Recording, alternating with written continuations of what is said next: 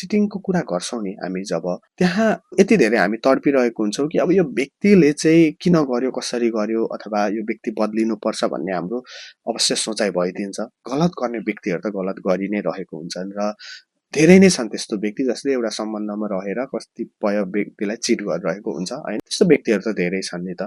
हामीले चाहिँ कसरी पनि सोच्न जरुरी छ। म चाहिँ धेरैजनालाई के पनि भन्छु भन्दाखेरि, तपाईलाई नराम्रो गरिसक्यो त्यो व्यक्तिले, अब तपाईले यसरी सोच्ने हैन कि त्यो व्यक्ति बदलिनुपर्छ। बारबार यदि चिटिङ भइरहेको खण्डमा पनि बदलिनुपर्छ, सुध्रिनुपर्छ, राम्रो भइदिनुपर्छ, अथवा म गलत हो कि म नराम्रो हो कि, अथवा मैले गर्दा हो कि भन्ने कुरा सोच्नु हुँदैन।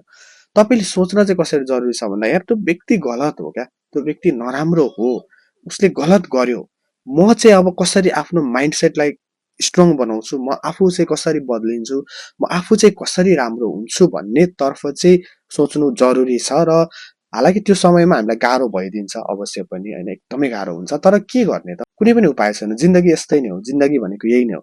कसैले तपाईसँग गलत गर्छ भने तपाईले एउटा गलत व्यक्तिको पछाडि यति धेरै लागेर र तपाईले आफैलाई दोष देखाएर, आफैलाई गलत सोचेर एकदमै दुःख दिएर बस्न पनि मिल्दैन नि त।